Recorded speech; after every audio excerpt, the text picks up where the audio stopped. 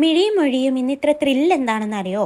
ഇന്ന് അവരുടെ കൊച്ചു ഡാൻസ് സ്കൂളിലെ ക്രിസ്മസ് പരിപാടിയാണ്. അതിനുള്ള ഒരുക്കത്തിലാണ് രണ്ടുപേരും ഇന്ന്. അന്നത്തെ അവരുടെ ഔട്ട്ഫിറ്റ് എന്ന് പറയുന്നത് ഈ ഒരു ഉടുപ്പാണ് കേട്ടോ, ഒരു കുഞ്ഞു ഫ്രോക്ക്. അതിടാനാണ് രണ്ടുപേർക്കും ഭയങ്കര ഇഷ്ടവും കാര്യമൊക്കെയാണ്. പക്ഷെ ഒരുങ്ങാൻ വിളിക്കുന്ന കാര്യത്തിൽ ഭയങ്കര താമസമാണ്. രണ്ടുപേരോട് ഓടിക്കളിച്ച് കളയും. ഇതാണ് അവരുടെ കൂട്ടുകാരൻ കേട്ടോ, ആദു. ഇവർ മൂന്നുപേരോടാണ് ഈ ഡാൻസ് സ്കൂളിൽ പോകുന്നതും. ഇവർ ആക്ച്വലി അവിടുത്തെ ഡേ കെയർ സ്റ്റുഡൻസ് ആണ് കേട്ടോ. ഈ ഡാൻസ് സ്കൂൾ എന്നൊക്കെ പറയുമ്പം വലിയ ഇതൊന്നും അല്ല. അതാണ്ട് അവർ വന്ന് സ്വീകരിച്ചുകൊണ്ട് പോകുന്ന കണ്ടില്ലേ, ഏറ്റവും ചെറിയ കുട്ടികളാണ് കേട്ടോ അവരുടെ ഡാൻസ് സ്കൂളിലെ മിഴിയും മൊഴിയും എന്ന് പറയുന്നത്. ഇതാണ് അവരുടെ ഡാൻസ് സ്കൂൾ എന്നൊക്കെ പറയുന്നെങ്കിലും രണ്ട് കൊച്ചു കുട്ടികൾ, അതായത് 10 വയസ്സ് മാത്രം പ്രായമുള്ള രണ്ട് കുട്ടികൾ ചേർന്ന് നടത്തുന്നതാണ് കേട്ടോ. അവർ ചുമ്മാ നമ്മുടെ അടുത്തുള്ള കുട്ടികളെ എല്ലാം കൂടി ചേർത്ത് വെച്ച് അവർക്കറിയാവുന്നത് എന്തൊക്കെയോ ഡാൻസുകൾ പഠിപ്പിക്കുകയാണ് ചെയ്യുന്നത്. അവർ ക്ലാസിക്കൽ ഡാൻസേഴ്സൊക്കെയാണ് കേട്ടോ, പഠിച്ചുകൊണ്ടിരിക്കുകയാണ്. അവിടെ ചെന്ന പാടെ രണ്ടുപേരും ഭയങ്കര കളിയും ഡാൻസ് പ്രാക്ടീസും തൊപ്പിയൊക്കെ വെച്ച് കഴിഞ്ഞപ്പോൾ ഉള്ള ഒരു ത്രില്ലിലാണ് രണ്ടുപേരും. ഭയങ്കര ആകാംക്ഷയോടെ അവർ നോക്കിയിരിക്കുകയാണ് കേട്ടോ. കാരണം അവർ ആദ്യമായിട്ടാണ് ഇങ്ങനെ ഒരു പ്രോഗ്രാമിന്, കുട്ടികളൊക്കെ ആയിട്ടുള്ളൊരു പ്രോഗ്രാമിന് പോകുന്നതും. ആ ഒരു എൻജോയ്മെൻറ്റ് ഭയങ്കര ഡിഫറൻസ് ഉണ്ടായിരുന്നു കേട്ടോ. കണ്ടില്ലേ, ആ ഒരു കൊച്ചു കുട്ടികൾ കാണിക്കുന്ന ഒരു എഫേർട്ട് കണ്ടില്ലേ, അത് നോക്കി നിൽക്കുകയാണ് മിഴിയും മൊഴിയും. ഈ ബാനറൊക്കെ നോക്കി നിൽക്കുകയാണ് കേട്ടോ. ഇതിന് അവരുടെ പേരൻസ് ഭയങ്കര സപ്പോർട്ടാണ്. വീട് മുഴുവൻ അലങ്കരിച്ചിട്ടുണ്ട്. ആ മരങ്ങളിലൊക്കെ ചെറിയ ചെറിയ ലൈറ്റുകൾ, ബലൂൺസ്, ചെറിയ ചെറിയ ക്രിസ്മസ് ബോൾസ്, സ്റ്റാർസ്, ഒരു ചെറിയ പുൽക്കൂട് തയ്യാറാക്കിയിട്ടുണ്ട്. ഇതൊക്കെ അവർ തന്നെ ചെയ്തതാണ് കേട്ടോ. പേരൻസ് ആരും ഇതിനകത്ത് ഇടപെട്ടിട്ടേ ഇല്ല. അവരുടെ തന്നെ ഐഡിയയിൽ അവർ തന്നെ ചെയ്യുന്നതാണ്. ഒരു കുഞ്ഞു പുൽക്കൂടാണ്, പക്ഷെ കാണാൻ എന്ത് ഭംഗിയായിരുന്നെന്നോ, നല്ല ഭംഗിയായിട്ടായിരുന്നു. പിന്നെ മിഴിയും മൊഴിയും എവിടെ ചെന്നാലും ഇങ്ങനെ തുള്ളിച്ചാടി നടക്കും. ഇതാണ് കേട്ടോ ഞാൻ പറഞ്ഞ ആ ടീച്ചേഴ്സ്. കൊച്ചു കുട്ടികളാണ്, 10 വയസ്സേ ഉള്ളൂ. പക്ഷേ ഭയങ്കര എഫേർട്ടാണ് അവർ ഓരോ കാര്യത്തിലും ഇടുന്നത്.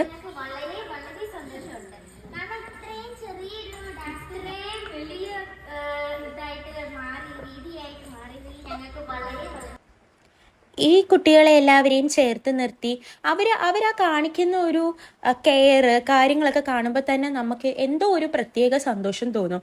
കാരണം നമ്മളൊന്നും ഈ പ്രായത്തിൽ ഇങ്ങനെ ഒരു സംരംഭം തുടക്കം കുറിക്കുകയോ അങ്ങനെയൊന്നും ചെയ്തിട്ടില്ല കേട്ടോ.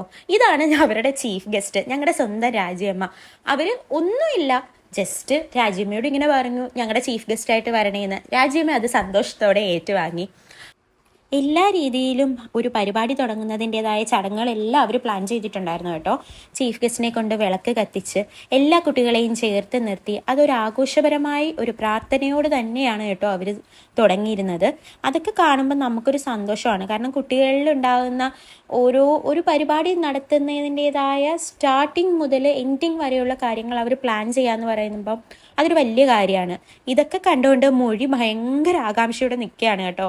എന്തൊക്കെയോ കാണുകയല്ലേ. കുട്ടികളെ പേരൻസ് എല്ലാവരുടെയും മുന്നിൽ ഇവരെന്നെ വലിയൊരു സ്ഥാനം തന്നെ പ്രത്യേകമാണ്.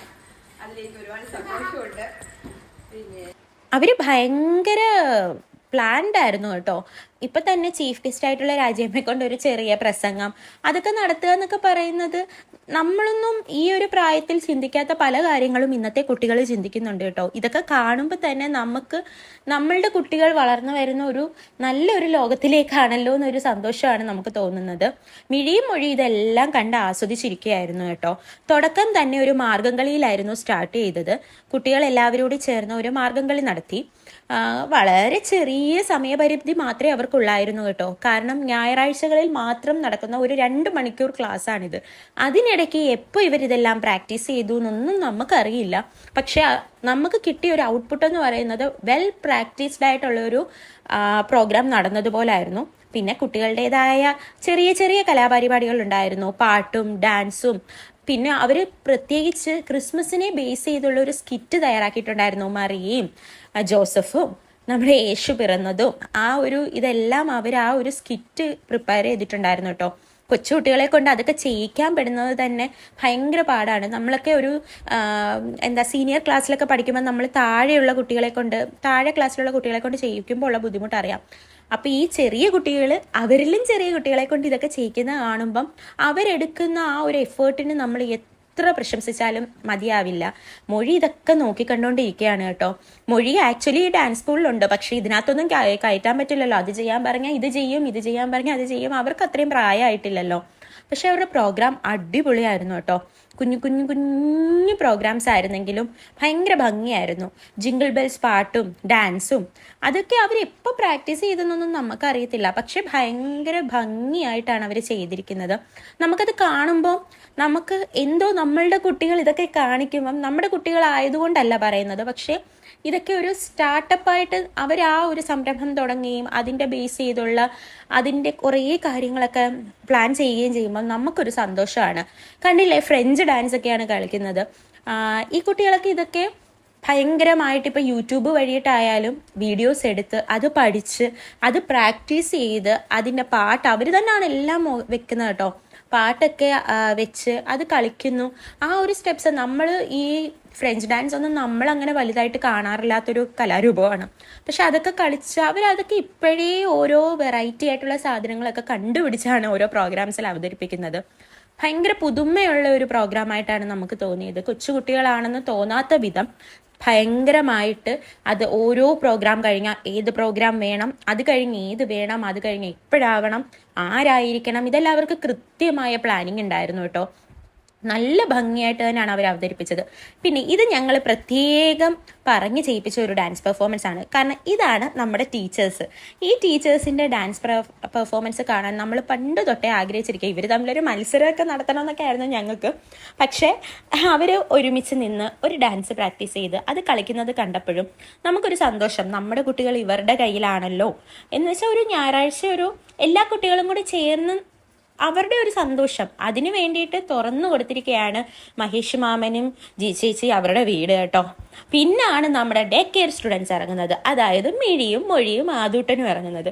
അവർ 3 പേരും കൂടെ അവിടെ കിടന്ന് തുള്ളിച്ചാട്ടമായിരുന്നു. അവരെന്താണോ കാണിച്ചത്, ജിംഗിൾ ബെൽസ് പാട്ടൊക്കെയാണ് ഇട്ട് കൊടുത്തേക്കുന്നത്. പക്ഷേ എന്താണ് ജിംഗിൾ ബെൽസിൽ കളിക്കുന്നതെന്നൊന്നും നമുക്കറിയില്ല. പക്ഷെ അവർ എൻജോയ് ചെയ്തിട്ടാണ് കളിക്കുന്നത്.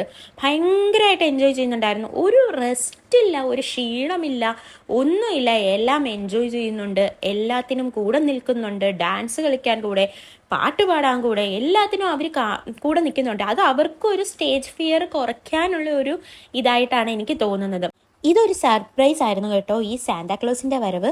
ഞങ്ങളെല്ലാവരും പെട്ടെന്ന് നോക്കുമ്പോൾ പെട്ടെന്നൊരു സാന്താക്ലോസ് ഇറങ്ങി വരുമായിരുന്നു. ആരും പ്രതീക്ഷിച്ചിരുന്നില്ല. ആൾ വേറെ ആരുമല്ല, ടീച്ചേഴ്സിൽ ഒരാളായ ജാനകി തന്നെയാണ് കേട്ടോ.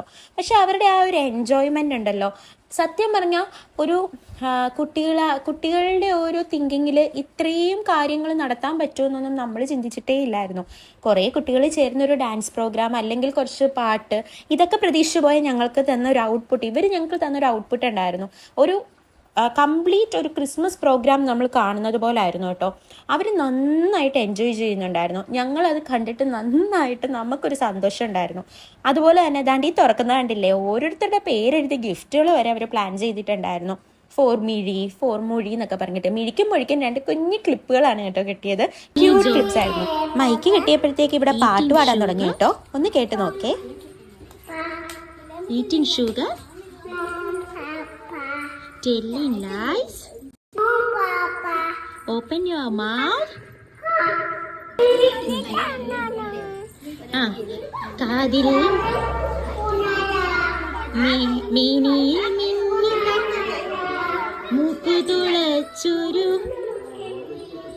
കനകമാലയും. ക്രിസ്മസ് പ്രോഗ്രാമിൻ്റെ ഒരു എൻഡിങ് എന്ന് പറയുന്നത് ഈ കേക്ക് കട്ടിങ്ങിൽ കൂടെ ആയിരുന്നു കേട്ടോ. കേക്ക് വന്നപ്പോഴത്തേക്ക് എല്ലാ കുട്ടികളും ചേർന്ന് നിന്ന് സന്തോഷത്തോടെ ആ കേക്കിൻ്റെ മധുരം എല്ലാവരും കൂടെ ഒരുമിച്ച് നിന്ന് പങ്കുവെക്കുകയായിരുന്നു. ഇങ്ങനെയാണ് അവർ അവരുടെ ഈ ഒരു ക്രിസ്മസ് പ്രോഗ്രാം അവസാനിപ്പിക്കാൻ തീരുമാനിച്ചിരുന്നത്. ഇത് കഴിഞ്ഞിട്ട് ഭയങ്കര ഡാൻസ് ആയിരുന്നു കേട്ടോ. വീഡിയോ എടുക്കാൻ പറ്റിയില്ല എന്നുള്ള വിഷമം മാത്രമേ ഉള്ളൂ.